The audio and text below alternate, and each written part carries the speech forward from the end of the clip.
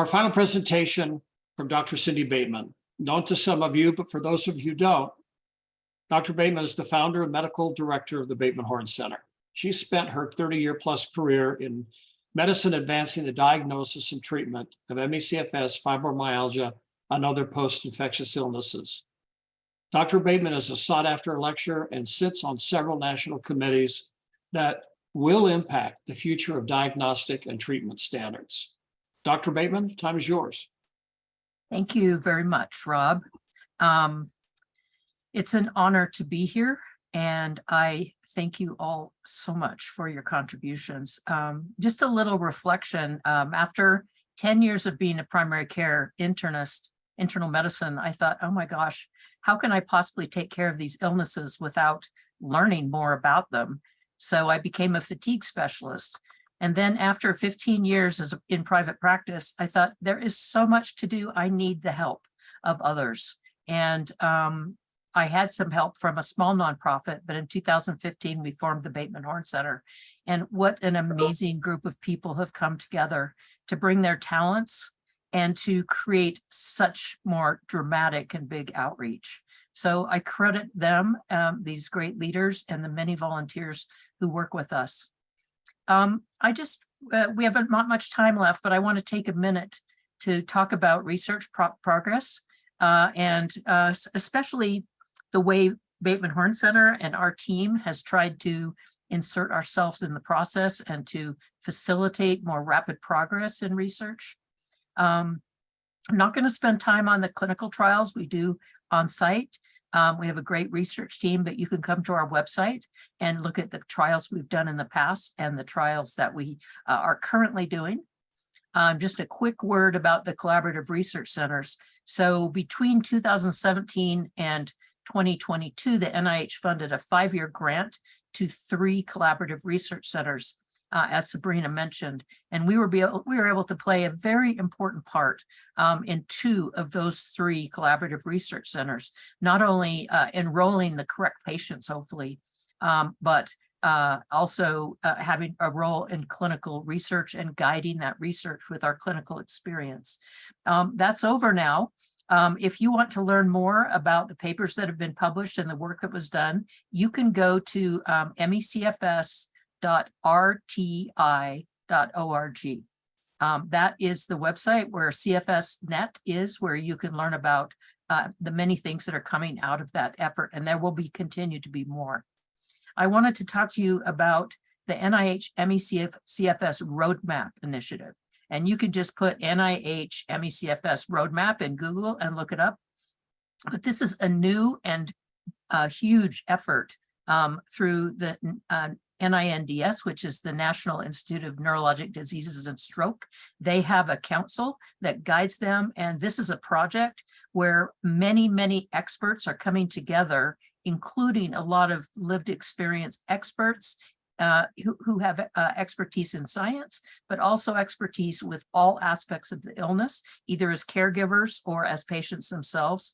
And this group will be dividing up the areas of study in ME/CFS, like immune, infection, the nervous system, circulation, metabolism, physiology, and genomics and genetics. And over the next year, we'll be having webinars and investigating the current state of research, so we can identify what we know and good leads and where the gaps are and what it is we need to do in research, but specifically with a target of identifying treatments and the development of treatments for ME/CFS down the road.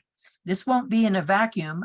It will include the things we've learned from long COVID, but it's a special effort to focus on ME/CFS and maybe, anything we've learned from long COVID, but to create that direction going forward. So if you want to learn more about that, there will be a community webinar late in the year. There will be an ME/CFS research conference sponsored by NIH in December. And then the final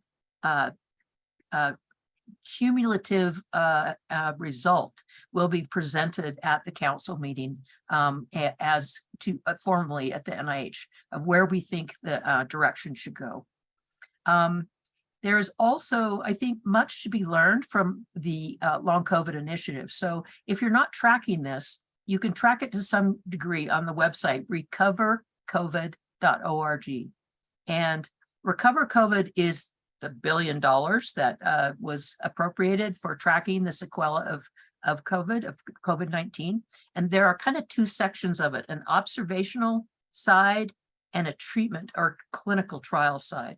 So the wheels have been turning on the observational side to study everyone with long COVID of all kinds and all walks of life. And the wheels are just turning on these clinical trials. But I want to say, and it's been slow coming out, and I think it's been frustrating for people, but there's a vigorous conversation going on within the NIH and this all of Recover COVID about post-exertional malaise.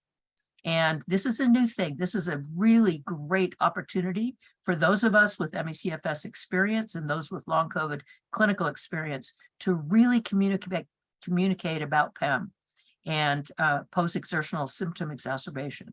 And it is being listened to and heard. And I just want to say that it's very promising that these clinical and scientific discussions are happening at the highest levels. So be patient, and hopefully all the outcomes will be great. So I won't say more about our medical education, except to say that I'm so proud of our team. And I think the medical education that's being sponsored through OMF and BHC's collaboration as the Merck is going to be initiating great change. And we're going to do everything possible to educate medical providers on in all areas of medical care, and also in terms of teaching giving tools to patients as well.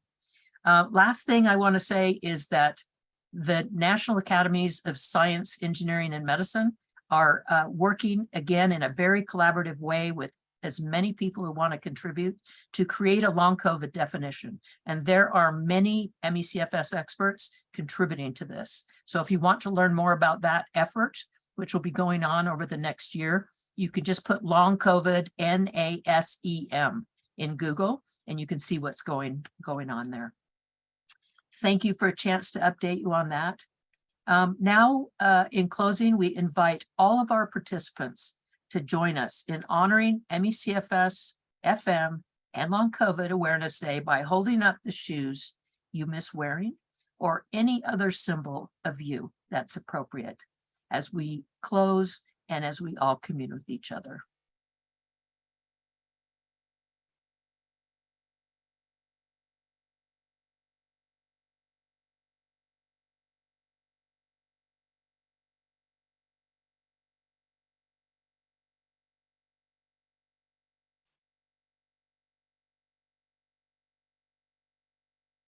And take a minute to look at all the pages across Google, because you can only, across Zoom, you can only fit so many on one page.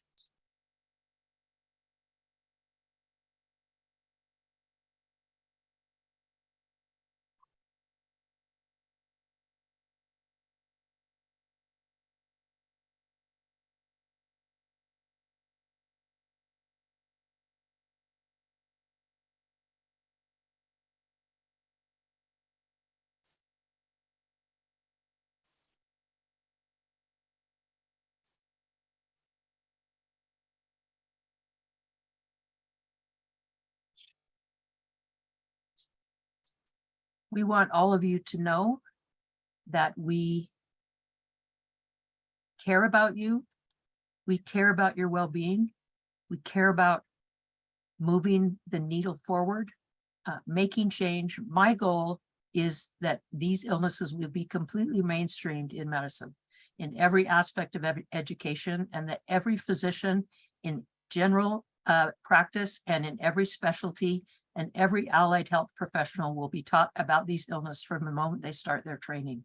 That is our goal. And when that happens, we know that the real job begins, right, of making progress, but that is our first hurdle.